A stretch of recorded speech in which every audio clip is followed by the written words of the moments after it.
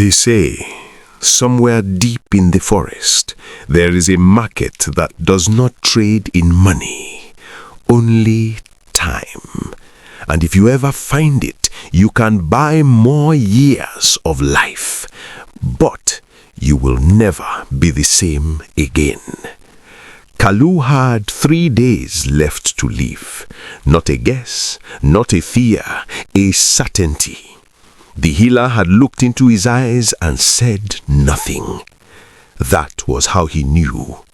3 days. His body was already failing him. Breath came like a struggle. His chest burned with every step. But Kalu was not ready to die. So he did something no one in his village had ever dared to do. He stole gold. Not for wealth, not for power, but for time. Because deep in the forest there was a story, a forbidden one, a market that appears only when the night is at its darkest, a place where time itself can be bought. That night, Kalu entered the forest. The trees stood too still, too silent. Even the wind refused to move. And then he smelt it. Burnt herbs, rotten earth, something old, something wrong. He followed the scent until he saw light, flickering, unnatural. And then the market revealed itself, not like any market he had ever seen. The stalls were crooked. The lanterns burned with a dull, sickly glue. And the people, no, they were not people. They moved, but not like the living. Their eyes held no life. Their smiles came too slow, too wide. Kalu tightened his grip on the bag of gold and stepped forward. A figure emerged from the shadows. Tall, too tall. Its limbs stretched longer than they should have. Its head tilted, as if listening to something inside Kalu. "Why have you come?" it asked. Its voice did not come from its mouth. It echoed from everywhere.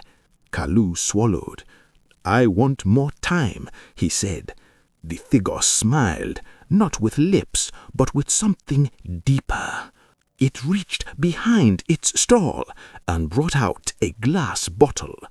Inside it, something glowed, soft, alive. 10 years, it said. Kalu's heart pounded. "How much?" he asked. The figure leaned closer, and the air grew cold. "Gold has no value here," it whispered. Kalu froze. "Then what do you want?" The figure's eyes darkened. Something of equal weight. A pause. "Your memories." Kalu's heart caught. "Your happiest moments," the figure continued. "Your identity, your soul, piece by piece." Kalu hesitated. For a moment, fear crept in.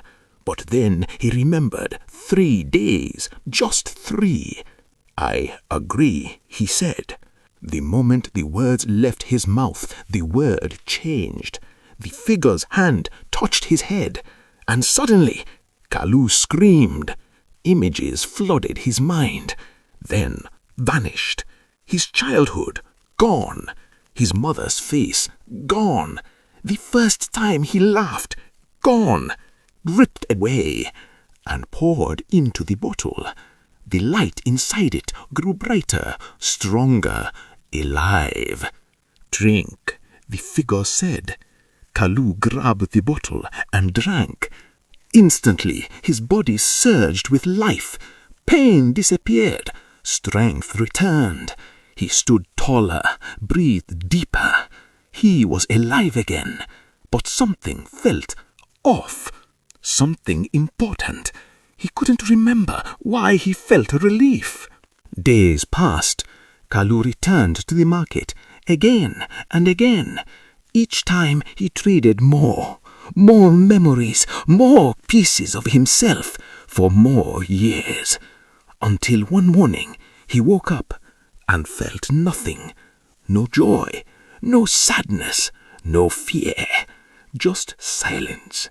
He looked into a mirror and stared at a stranger. So he went back one last time. "I want it back," he said, "my memories." The market grew quiet.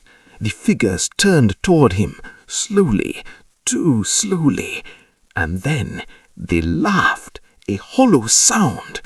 "Nothing is returned," they said, "only exchanged." Desperation took over.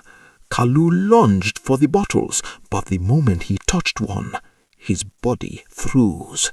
His breath stopped. His eyes emptied. And slowly he stood still forever. The figures lifted him and placed him behind the stall, where he remained, watching, waiting, because now he was no longer a buyer. He had become part of the market.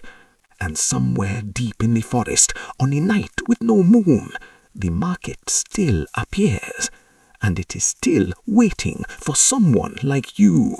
Would you trade your memories for more years of life, or is time only valuable because it ends?